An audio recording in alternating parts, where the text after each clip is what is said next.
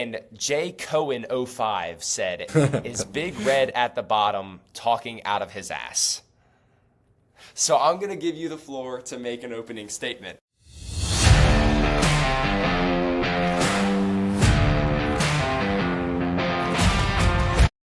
What's up, everybody? Welcome back to the Bengal and Goliath. This is week 15 of the NFL season. We're getting down to the nitty-gritty. We're pushing playoffs. Sure. Fortunately, both of our teams are eliminated, so we don't have too much to say regarding the Bengals and the Giants, but we'll go ahead and kick it to the segment. And with the 5th pick in the 2021 NFL Draft, the Cincinnati Bengals select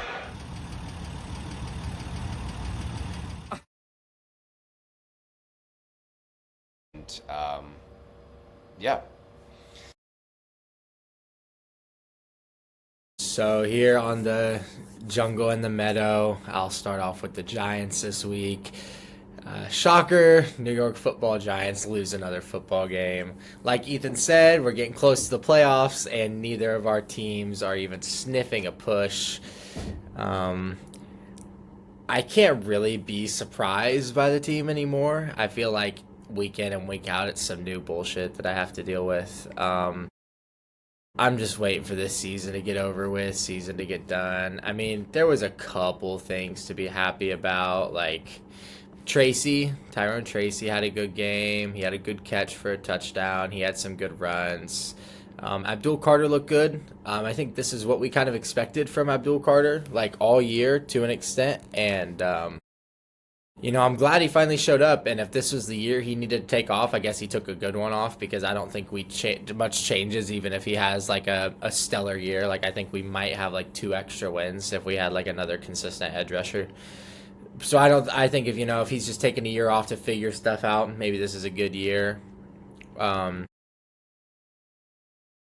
That's about the only 2 good things I could take from the game. I mean, my special teams unit is a fucking shithole, and the New York Giants should genuinely consider just going to whenever they try to do new rules this next year and asking, hey, instead of punting and kicking, can we just when it's 4th down and we don't want to go for it, can we just give them the ball 20 yards down the field? And then instead of doing kickoffs, can we just give them the ball to start at the 40? And then when they ask if we want to receive punts and kickoffs, we just say, just give it to us at the 1. Because I think if we did that all year this year, and just never kicking extra points, just go for 2 every time. And on field goal tries, they have to add an extra post, lengthen it by 1. Because we can't. I don't know how. I don't know what we do. I genuinely don't know how our special teams coach still has a job. There's no way our unit should be this poor at all facets. It's not like we've just last year. For the most part, last year, there were some bad spots. There was a couple bad games, but really the most part last year was just kicking. That's what we really sucked at, was kicking. And there was a couple bad games here and there, but this year it's everything. There is not a single thing we do good on special teams besides give the other team the ball. We can't kick extra points. We can't kick field. I mean, it's pitiful. I really didn't want to go into that much, and I just kind of got worked up and started spewing. But it just sucks that special teams is supposed to be the free throw of football. It's supposed to be that time where you had either you got fouled and you get to get your easy points, or you fucked up and you have to give the ball back to the other team. It's supposed to be an inbounds play. It's not supposed to be something that you can just screw up on a weekly basis. No, I think you worded that perfectly. Younghoe Koo is just, what a failed experiment of Jude McApney this year. What a failed experiment of Younghoe Koo this year.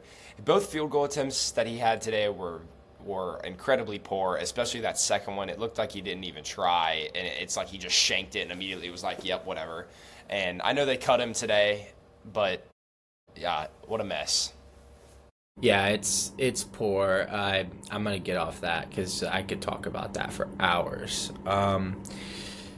end of the day, we lost a game against a bad team, so I think I have to stop saying that I think we're one of the better bad teams. I think we're just a bad fucking team. And we might still be frisky and fun. Like, I still think we can play with teams, but I need to stop telling myself that we're a good bad team, because obviously we're not. Yeah, it's probably a good thing to admit that. Yeah, I tried to convince myself, like, you know what, we've just had some bad breaks this year, which granted we have. We had some bad breaks. They fired our coach, I think, prematurely. Our stud running back, breakout running back, looked like, he got hurt. Our top 5 wide receiver in the league got hurt in week 3, week 4, whatever week it was. Don't even, bro. Don't even. Top 5? Who? Stop it. Who? Jamar Chase. Yes. Justin Jefferson. Yes. CeeDee Lamb. Yes. Amon-Ra St. Brown. Puka Maybe. Nacua. No, I'm not putting Amon-Ra. JSN. Okay, this is coming into the year. Like I was saying, coming into the year, top 5 wide receiver. The list goes on, but what? Okay. The list goes on. Yeah, Malik is right there. No.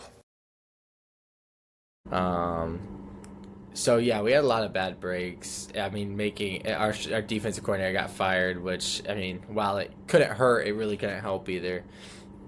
So might as well just lose out for draft purposes. Yeah. I hate it that when I kind of know that it's good to lose, it still hurts. Like, I wish I could watch a game when we lose and be okay with it. I just can't. Like, it just sucks to watch us lose. It's not fun. No, they give me gray hair and are turning my skin wrinkly, and I'm only 20 years old. Like, it's ridiculous. Right. I understand. But this offseason, all I ask is, for the love of everything in this world, please, let's not go get another offensive-minded coach. Let's go get a Vrabel. Let's go get a Dan Campbell. Let's go get someone who's going to mold the culture, who could go in and take that defensive side of the ball where we've put all our money and transform that. Fire fucking Kafka. Get a good OC who has had promise with young QBs in the past. Go get someone like that. Defensive coordinator wise, just get someone who can follow along with the head coach. Like, if we go get an X's and O's guy, I'm going to be so mad. Like, don't get me wrong.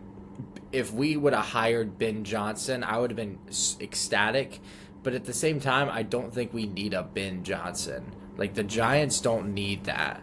We need a culture guy. Like, we need someone who can come in and just turn whatever the hell our football team has turned into back into a football team. Right. I'm with you. Yeah. I don't think we'll end up getting the first overall pick. We still have to play the Raiders, and I think we play the Vikings next week. While I do think that Jettis is probably going to have 150 on us because we don't have a cornerback who can guard him, I also think that the Vikings' offensive line is just atrocious, and we'll be going after 9 all night. So, well, if he can get the ball to his wide receivers, it's over. But if we get pressure on him like some of these other teams have, I think we have just as good of a chance to win that game. So we probably finish with, I don't know. We'll probably end up with 4 wins and the 5th pick, and then I'll just be mad when we could have had the first pick, traded back, got the same player, and like 3 extra picks. But it's just some giant shit. Yeah, very, very possible. That's about all I got there. I have a blind resume for you before we move on. Yay. Tight end 1, 45 catches, 528 yards, 5 touchdowns. Tight end 2, 50 catches, 436 yards, 3 touchdowns. Yeah, I'm taking number 1. Can I guess though? Is it Theo Johnson and Travis Kelce? No. Number 1 is Theo Johnson. He's had a great year. Number 2 is TJ Hawkinson. Okay, yeah. I think Theo Johnson's been doing better than expected, but I still expected him to kind of break out. Like last year, for some reason, we felt like giving the ball to Bellinger still was a good idea and kind of taking reps away from Theo. I think Theo's great. I think he's really talented. I think he's like, he gives me like Hunter Henry vibes. Like he's gonna be able to block, he's gonna be able to receive a little, but he's not gonna beat anyone. He's not like a Kyle Pitts or any like he's not like a tight end with a lot of speed. Like he's not like one of those tight ends, but he'll catch the ball, he'll get some yards after the catch. He runs hard. He's a good solid tight end. I'm excited. I like having Theo on my team. Yeah. All right. Cool. Well, I will talk about the Bengals real quick. Mine's probably going to be a lot shorter than that, probably like 2 minutes tops. Basically, so I wanted to ask you this question. How many teams this week scored less points than the Bengals? I mean, is the bye week teams? Well, I don't think there was a bye week, and the answer's 0. How many teams in the NFL scored the same amount of points as the Bengals this week? I don't think anybody. I don't think anybody One. got goose egged. Oh, The Raiders. that's right. They got goose egged. Bro, we got skunked, bro. We got skunked. All right, Burrow. At home. At home, in the cold, we got skunked. Burrow didn't play well. Burrow literally, there's a quote after the game. Burrow said, "There's not a team in the NFL that would have won the game today if I was the quarterback." At least he's putting that on his shoulders. I mean, but I don't know if I'd want my QB saying that about himself. It's true. It's true. Yeah, he did play The pretty offense poor. was just dormant without T. Yeah. I really don't have anything nice to say. Like, the only good thing I think, Demetrius Knight and Miles Murphy both played well. They had 2 sacks. Defense looked good at times. But hats off to the Ravens. They had a couple big plays. The main play being the Kyle Van Noy pick that he handed off for them to take. Yeah. Gillen, I can't remember the safety that he took to it for a touchdown. Like, that was sweet. And then the DeAndre Hopkins catch was really weird. I don't know if you saw that. He caught it over the middle of the field. Yeah. And had he could have just ran straight and would have had a touchdown, and he chose to. Yeah. I don't know. He just kind of chose to go to. Yeah. Right into the defender. Interesting. Maybe it's all the years coming back, and he just couldn't see anything. He's getting old, and he needs. Yeah, I don't know. But another loss. Let's just keep losing and try and get a pick and draft another wasted draft pick and move on. Yeah.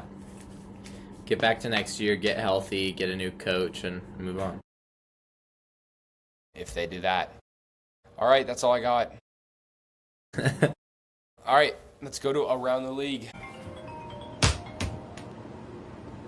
Hello? Dude, the Cowboys still suck.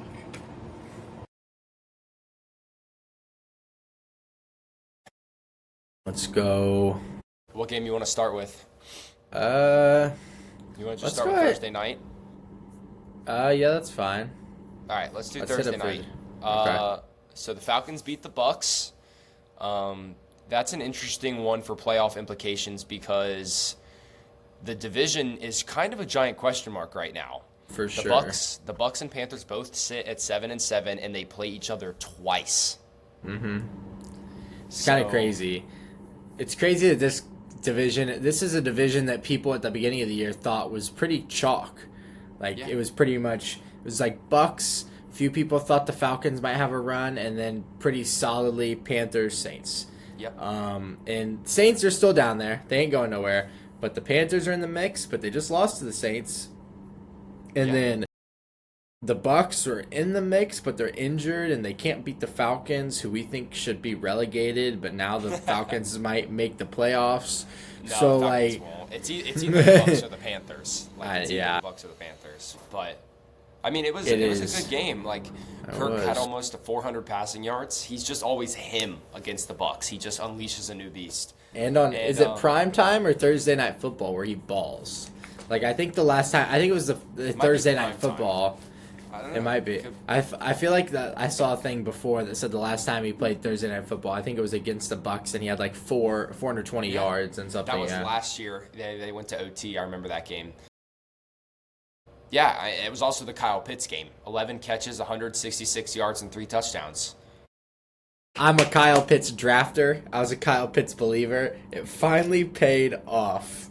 Week 15, baby. Week 15. Shout out Kyle Pitts. It was good to see him finally get going. Yeah. All right. What game did you want to talk about? I was just going to say, let's go talk about Phillip.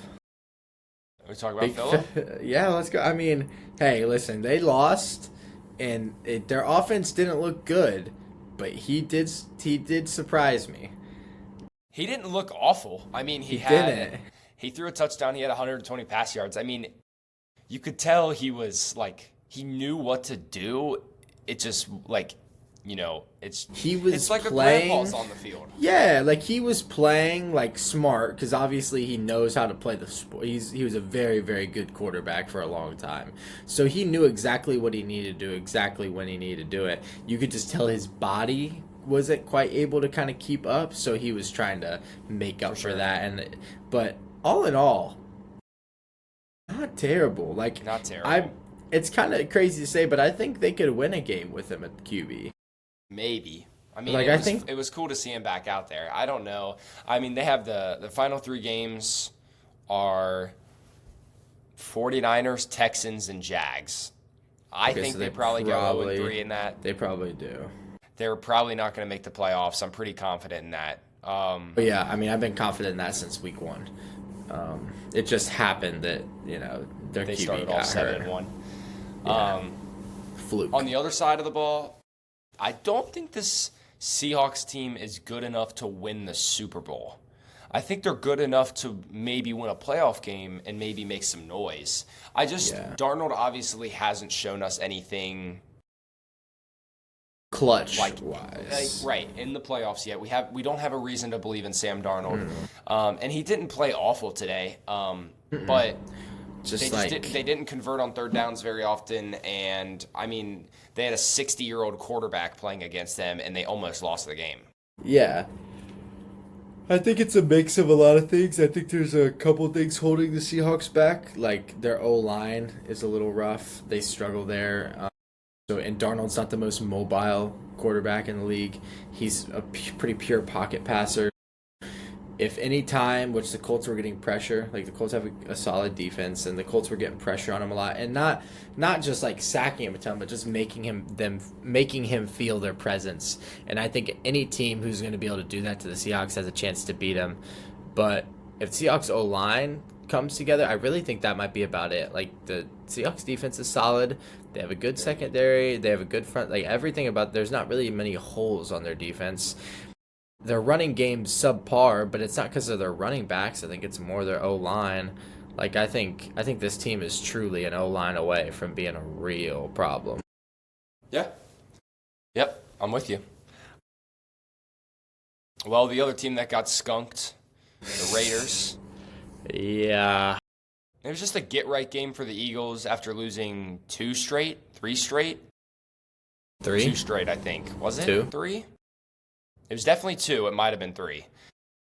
But, yeah. I mean, Kenny Pickett, like, he played the entire game and he finished with 64 pass yards. Like, I'm pretty sure the Raiders had 70. I know it was less than 80. They had less than 80 total yards in the game. Yeah. I'm pretty sure the Eagles' backup offense, like when Tanner McKee started playing, I'm pretty sure they had more yards than the Raiders. Very possible.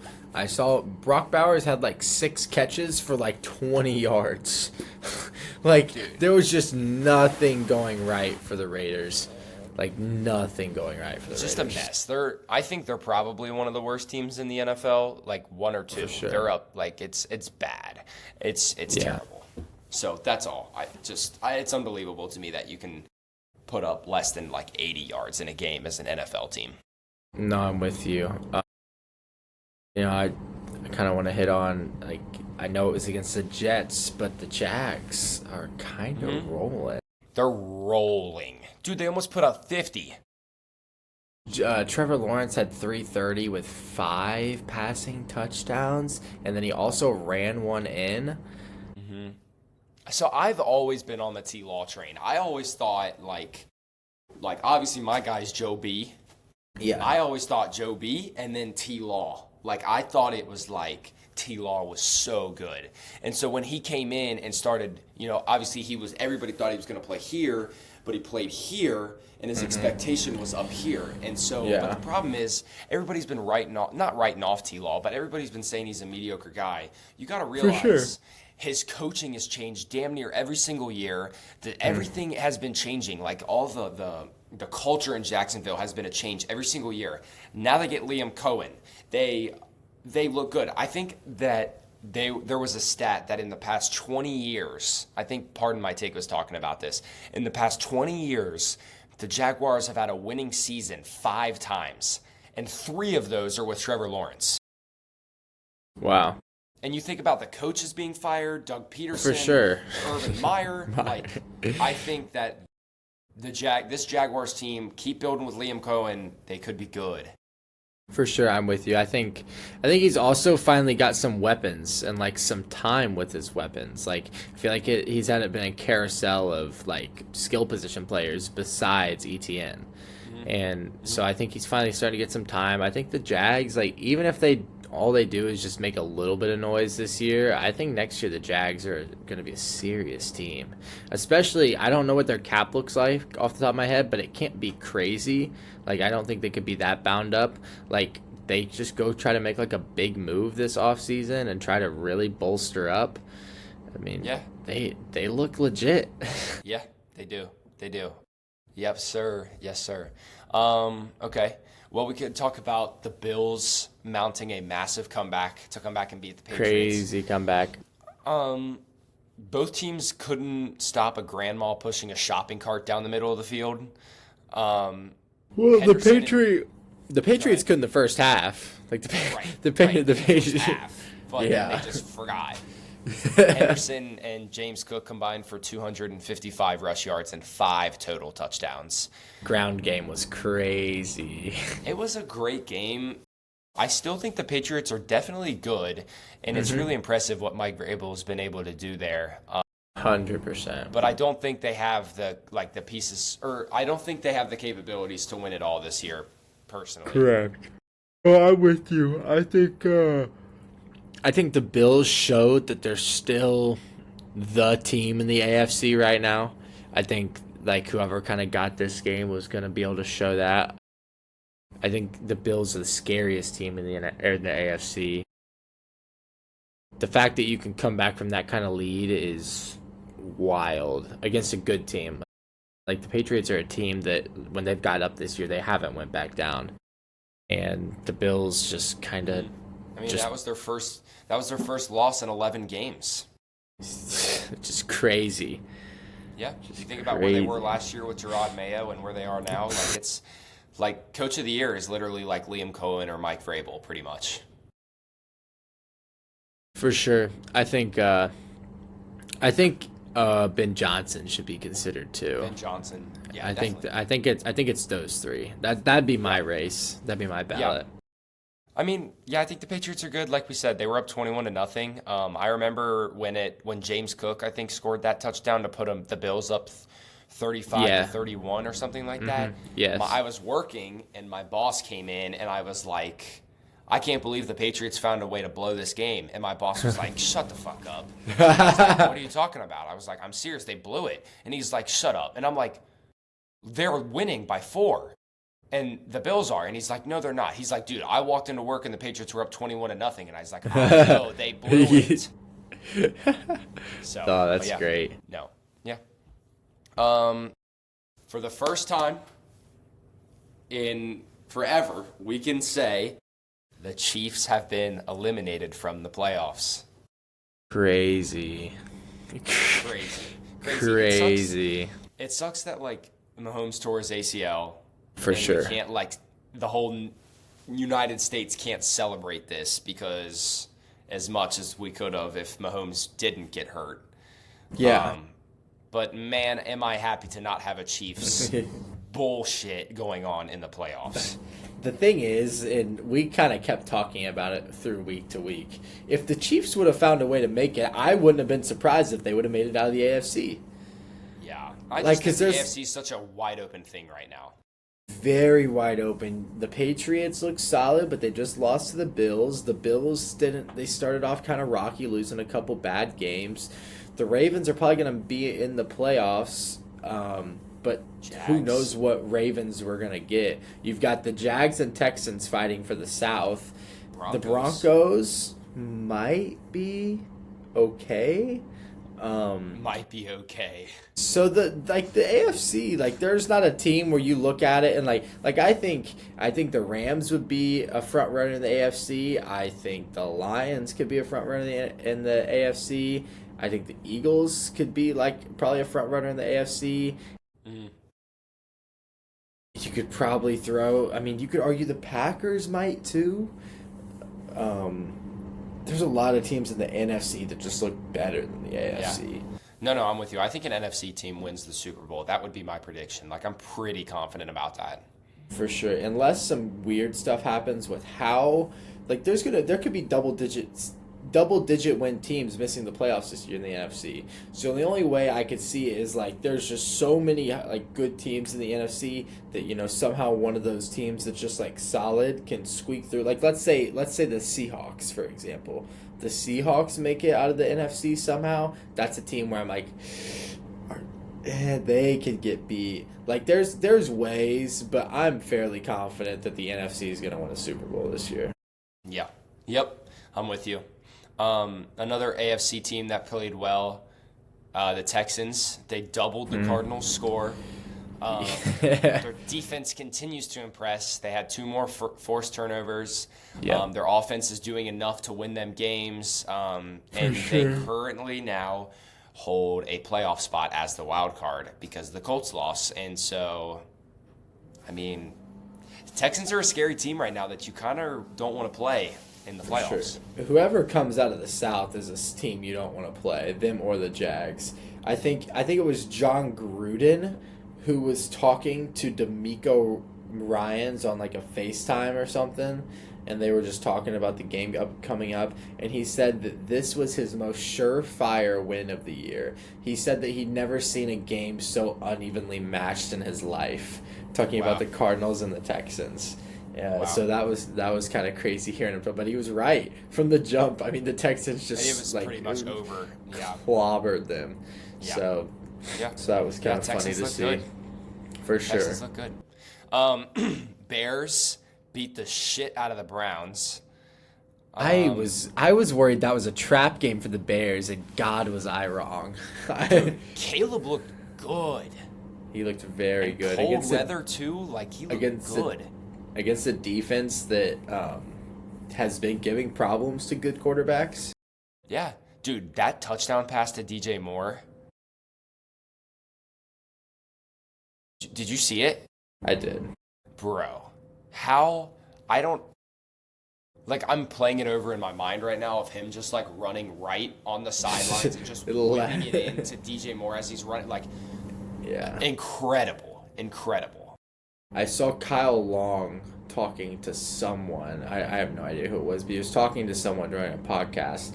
And when he was with the Chiefs, he was with Mike Kafka. And Mike Kafka was the QB coach with the Chiefs with Mahomes. And Kyle Long said that, you know, they were going into a cold-ass game. I don't know where it was. It might have been Chicago. Like, I don't know where it was. But they were going into a really, really cold game. And he was asking Kafka if they were going to change the game plan at all for, like, you know, run the ball more, different type of passing looks because it was so windy and so cold. And Mike Kafka laughs at him, pats him on the chest, points over at Mahomes and says, number 15 can throw it through the wind. It doesn't matter. And Kyle Long said he thinks Caleb Williams might have that same type of ability. That's pretty awesome. Yeah. You know, that's really cool. The Bears and Caleb Williams, could make some noise. Like they're a frisky team to play, especially if their defense plays well. Yeah. I mean, good teams kick the shit out of bad teams. That's what they do. Correct. That's what the Correct. Eagles did to the Raiders. That's what the Bears did to the Browns. That's how you're supposed to play as a good team. Correct. The Bears have moved a lot. They went from the 1 seed to the 7 seed, back to the 2 seed. They've got big games coming up. They play the Packers, the 49ers, and the Lions. So huge games because all those games count for division, for Wild playoffs, card. wild card, everything matters. So the Bears are in a very, very big spot right now, and they have to capitalize. The NFC has some crazy weeks coming up, like impact weeks. Just like they've backloaded their conference schedule so heavy for some teams. Like I know in the NFC East, I'm pretty sure. Like I know it's the Commanders, but I think the Eagles play the Commanders 2 out of the last 3 weeks. Twice. Yep. Yeah, so I know it's the Commanders, but like if the Commanders were competitive like we thought, like that would have been crazy to have those two teams. They were supposed to be like two arguably NFC finalists coming into this year. They were playing each other week 15 or 16 and 18. Like they backloaded some schedules, and if I was like a part of the team, I don't think I'd like it very much, but as a fan, I'm here for it because we got some good ass important football, and it's not even December or it's not even January yet. We got important football. For sure. Okay, well, speaking of important games, Panthers lost a game to the Saints that they needed to win. They would have had control of the division at that point. Yeah. Bro, Saints are showing some fight. Shuck is showing some fight. I'm kind of starting to. Is showing some fight. I kind of want to hop on the Shuck train. We might have to, bro. I truly believed going into this season that the Saints were going to be the worst team in the NFL. I made jokes about it. I remember sitting with you before the season started and laughing about that the Saints should just cancel the season and say we're not going to play this year. And while they haven't been incredible, they are nowhere near the tier of the Titans, the Raiders, the Browns, the Giants. Like they're not in that category. Yeah. So I posed this question on our TikTok page, and I asked if Shuck is the guy, and I wanted to hear some people's opinions. So I wrote down some things people said before this game, and I just want to read them out. 250 Zay said, Shuck is the guy. He's improved every game, makes the right throws at the right time. Let this draft be a build draft and give Shuck a better roster. Los said, if he keeps getting better, he's the guy. The problem with Rattler was he never got better. He always looked the same. Chris said, I like Shuck, honestly. I think he's improving and showing some flashes of real high potential multiple times in multiple games. I'd like them to build around him, give him some weapons and a decent O-line, and give him some time and see what he can do. And Landon said, as a Saints fan, he's the guy, no doubt. This is coming from a guy that was pissed when we drafted him because I thought he was just another Rattler, shows flashes, but he can't do anything, put anything together. But Shuck has poise, arm talent, can read the field, and has pocket presence. You can't ask for anything more. Yeah, I mean, I think he's definitely earned himself a year, and a year where they all said, build around him. Like if they go into this off season, dick in their hand, don't do anything, and then just trot him out with the same team, you can't get mad at them. But if they go in, they draft some, work on the offense, maybe make the defense a little bit, the defense is solid. Mm-hmm. Defense isn't bad. Defense is solid. So you definitely work on the offense, you get him some skill position players, and you see what he can do. You give him a year, you give him the reins, and you see if he can go, and you see if it was a fluke or not. You see if it was teams trying to take off weeks and him taking advantage of it, or if you see if he's the real deal.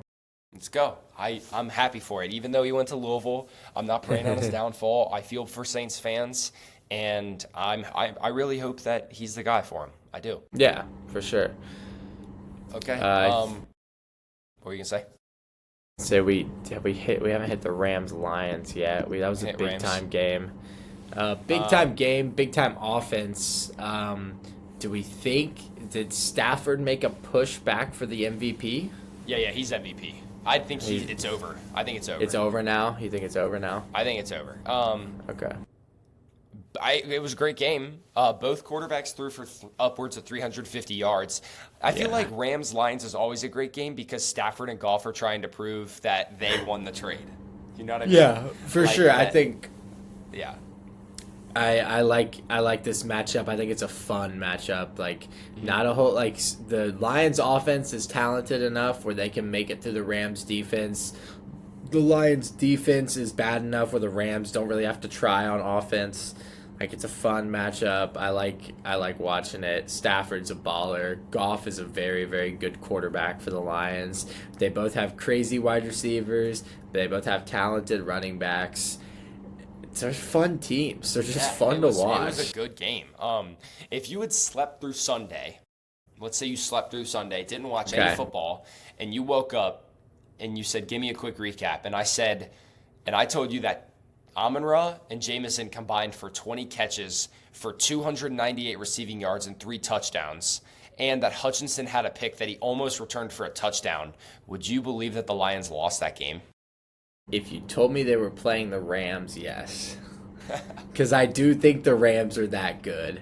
Yeah. I like the Rams are legit. I'm starting to kind of I don't want to say it quite yet, but I'm damn close to being like, yeah, the Rams are winning the Super Bowl. Like, I feel pretty confident that they'd be my team to pick this year. Yeah. Didn't think they'd be this. I didn't think they'd be bad, but I definitely didn't think they'd be this good. They've impressed me a lot. I think they're a good football team. I think they could beat anyone. For sure. All right, last game we definitely have to hit on. I know people have been waiting for this one. So people have been waiting for this video. Hints towards that. Brian on TikTok said, "So when's your next episode? I feel like I will enjoy it." So at the time of this recording, our video of you bringing out Bo Nix's stats has 43 likes and 66 comments. Mostly people calling us, even though I didn't say anything, box score watchers. People saying you're salty about the Giants game, pointing out the Giants flags behind you. I had people mentioning the Bengals game against the Broncos. Like, brother, I didn't say anything. And J Cohen 05 said, "Is Big Red at the bottom talking out of his ass?" So I'm going to give you the floor to make an opening statement. All right, so first I'll say congrats. You won a game that mattered. Like, you beat a team that is relevant. Like, good for you, I guess. It doesn't really change much, like, in my eyes. I gained a marginal amount of respect. I still don't really see them winning a playoff game. Like, I don't. And that's just been my thing from the jump. I'm sorry if my stats offended you.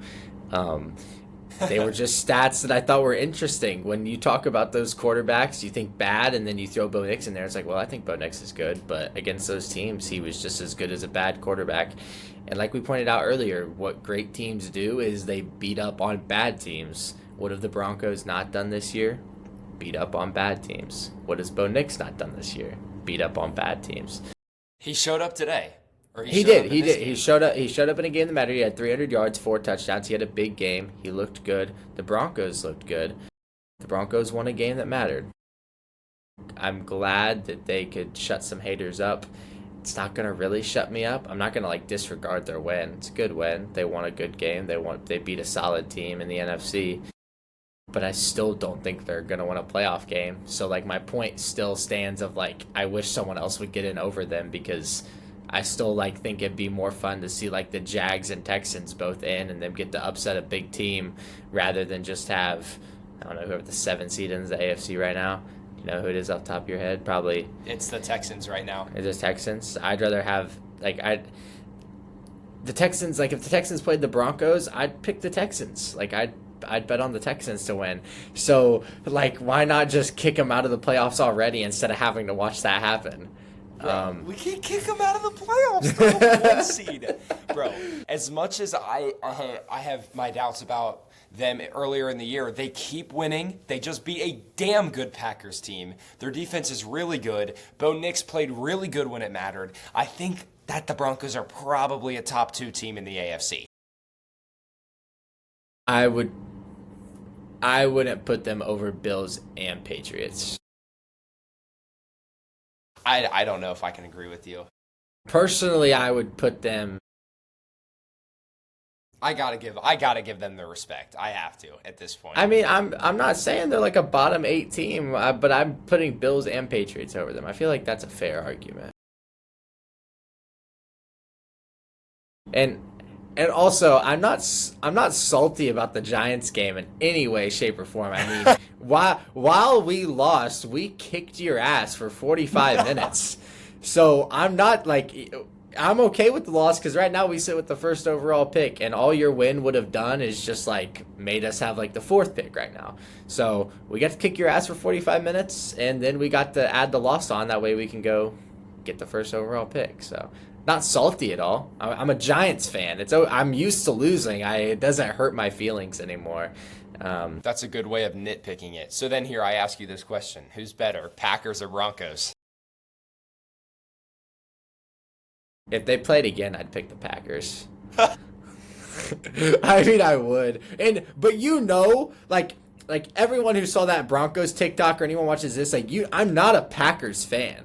Like, I've been saying since the jump, I don't think the Packers are great either. We had this big debate, like, not too long ago where I said I think the Eagles and Packers could be frauds this year, and I kind of took back my Eagles comment, but I kind of stuck to my Packers comment. Like, I didn't think the Packers were as good as what they led on to be, especially earlier in the year. So as soon as this game ended, me and him started texting about it, and I was like, well, it doesn't really move the needle much for me because I'm not Ethan thinks the Packers are a really good team, which is that's his stance. I don't think they're like amazing. I think they're good. Like, this is a good win for the Broncos, but I didn't look at this win and be like, holy shit, I'm a dumbass. Like, I just looked at this game where two teams that are highly touted in the league that I think are probably both a little fraudulent played each other and one won and one didn't.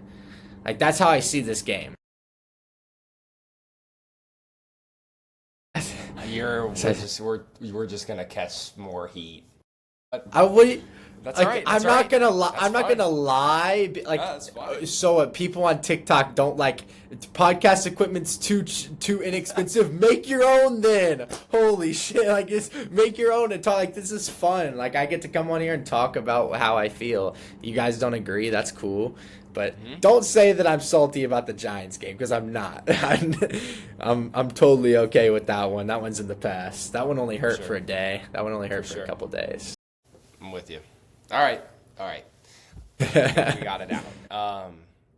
Well, that's about all I want to talk about in that. I'm ready to go to the studs and duds. Yeah, I don't think we had anything else. I mean, we could talk. JJ played really good. I want to talk about JJ McCarthy. I thought JJ had a really good game, a really solid. Like, he's had back-to-back weeks now where he's showing improvement. So yeah, I think that's a very good step, especially if I'm a Vikings fan. Yeah, the Cowboys couldn't finish any drives in the second half. Dak played great. He just couldn't get it done in the end zone. Yeah, Vikings. JJ moved the ball around well, and they did plenty enough to win that game. Agreed, and that's about it then. I think the Titans game we didn't really hit on, but that one was pretty boring. And then the Steelers fucking dog walked the Dolphins. Game, dude. Just awful game. Although I will talk about that game just because I saw a bunch of stuff on like Instagram the past today actually this morning I saw some stuff on Instagram about how that Dolphins game there was so many things that happened towards the last two garbage time drives that helped people win their fantasy football playoffs. Like, Achane caught a ball, the very last catch of the game, Achane caught it, and it won a guy his league because it ended up tying the score and his bench had more points. And then in another league, Darren Waller the dude was up like whatever it was, like 26 or whatever, and then the other dude just had Darren Waller and he ended up losing to the other guy with Darren Waller. So like, while that game was shitty, that there was some fantasy implications, some big time. For sure. Yeah, that's pretty cool. All right. Well, let's go to studs and duds.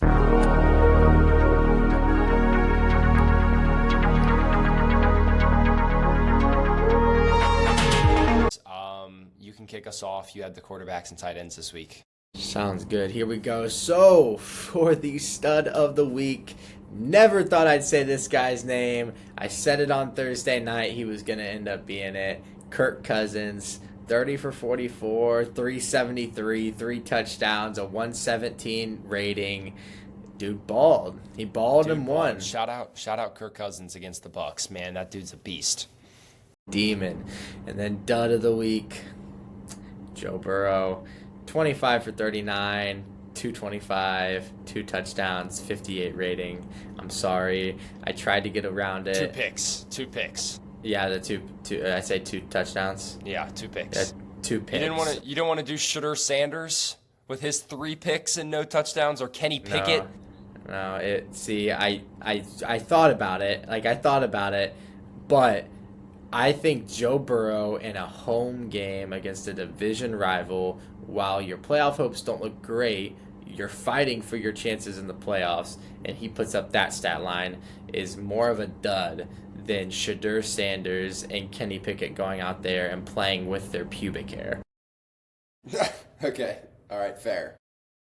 And then stud of the week, tight end, Kyle Pitts. I mean, he 11 catches, 166 yards, and 3 touchdowns. I mean, Kirk Cousins and Kyle Pitts had a day. Yep. And they're the they studs of the week. And then dud is Hunter Henry, just 3 catches, 19 yards in a game where obviously they could have used a little bit more offense to get it done. Just kind of an odd game for him to just not show up. Yeah, for sure. I think those are definitely good. My stud wide receiver of the week is Amon-Ra St. Brown. He had 164 yards on 13 catches and 2 touchdowns. He balled. My dud of the week, I kind of went the same route that you went. I gave it to Andre Yoshivas.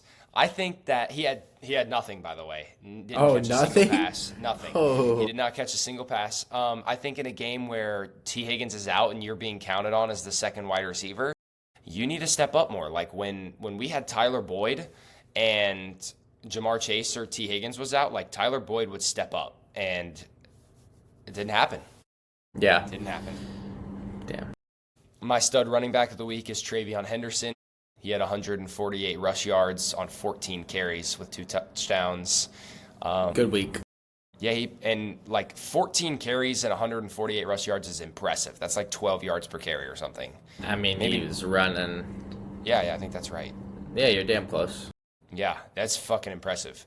And then my dud running back of the week, I gave it to Breece Hall. He had 12 carries for 23 rush yards. Like, when you're averaging 1.9 yards per carry, it's terrible. It's gross.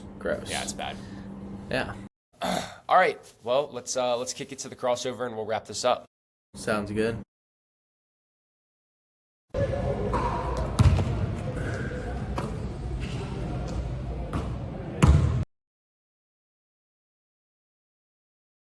Go ahead.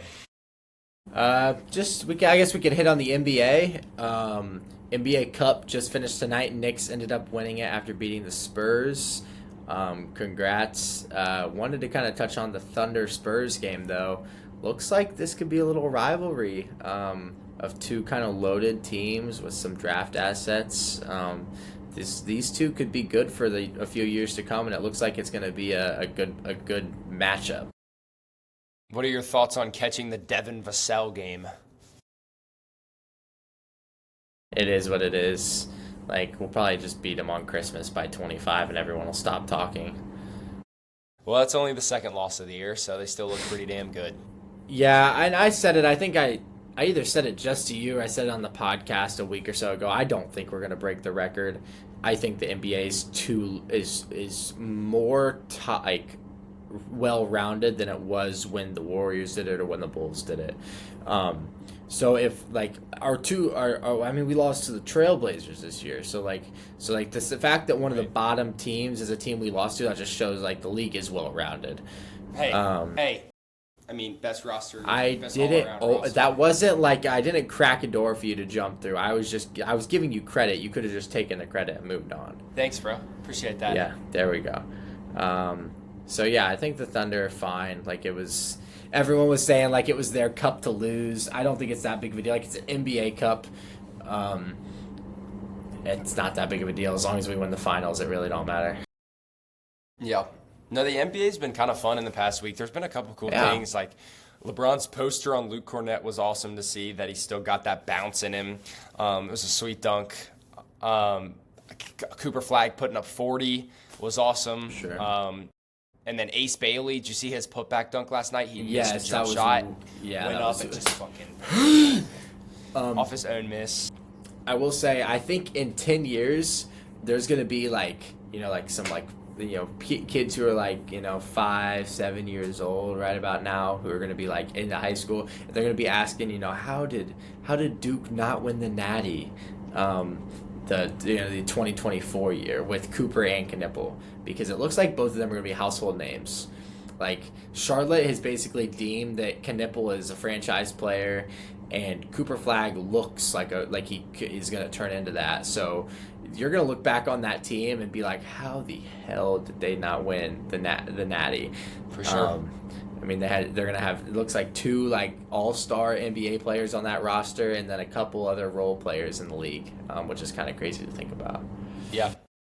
And final NBA thing I want to talk about is, I'm curious if MPJ gets moved at the deadline. He's averaging 25.6 points, which is 16th in the league, 7 rebounds and 3 assists. I think anyone with a pulse does understand that those stats are wildly inflated. I agree. So, does he get moved? Maybe. Does someone take a chance that he comes in and just the efficiency, he just stays efficient and just averages what they need him to, possibly. But he's playing for they're just inflated as hell. Right? But I'm glad he finally found a spot where he can just go ball, because that's what he's doing. He's just hooping. Yeah, he is just hooping. All right, we can talk about college basketball. There was a bunch of cool stuff that happened over the week. College basketball has been, I love college basketball. I think college basketball is great. I think there's kind of a top echelon. I think Michigan, I think Arizona, I think Duke, and Iowa State are up there. I think truthfully, it's Michigan and Arizona on and then a little drop down. I think Michigan and Arizona look unreal. Duke looks really good. UConn, Dan Hurley looks like he's got a squad back together. It's wild how top heavy yet how kind of well rounded it is at the same time. I can't wait for conference play to get going, where you have these SEC teams playing each other, these Big Ten teams playing each other all the time. I think those leagues are really, really stacked. For sure. And I want to see how some of these freshmen start doing once you get to conference play, because conference play is a different beast. You're getting in the grind, you're playing tons of games against teams who are scouting you so hard, because conference play matters so much. Non-conference is more yes, you want to win non-conference, but non-conference is where you find yourself, you try to win some big games. Conference time is where it all starts. That's where it gets down to. I want to see how many of these freshmen keep pushing up, because right now it is. This might be the best freshman class we've seen in a long time. There's so many. I could probably go on for 20 minutes about all the freshmen that are hooping this year. Yeah, I know. So conference play, I'm really excited. It's been fun. The past week, we've seen Arizona thumping Alabama. We saw Kentucky finally put a good win together against Indiana. We saw Nebraska beat Illinois. We saw Kansas State beat NC State by 1 in overtime. Arkansas beat Texas Tech. There's been so many good games, a lot of ranked games, that you can tell this March Madness could be fun. I want to call out Joel Klatt. He's a college football guy, so I don't know why he's talking about college basketball. He said that Cinderellas are the worst thing in sports, and that the NCAA March Madness tournament is sucks, basically. That might be the worst sports take of all time. Genuinely, do you not realize that people love seeing Cinderellas? Tell me who was mad when Loyola Chicago went to the Final Four. Tell me who was mad. Nobody. Like, that's what you want to see. You want to see some school that's in a small conference get hot, have some gritty-ass players, and make a run and beat these teams that spend millions, especially now. Like, beforehand, you get no one paid players, so, like, it was just like... Yeah, so it's like no one pay players. But right now, like when you know that like there's a team that has $100,000 to spend on a roster against a team that had 22 mil, there's some fight there. And I thought that was such a bad take because yes, I would love to see Arizona Duke in the Natty, Michigan Duke in the Natty. Like, don't get me wrong, that's what I want to see. But you can't tell me that you're sitting there on a couch on your Friday night at 11:55 at night and you see Arizona go down to St. Peter's. You're not just ecstatic. You're not just loving it. Like, come on. Yeah, bad take. Bad take. Bad take. I mean, all right, that's kind of all I got. I'm good to wrap it up there.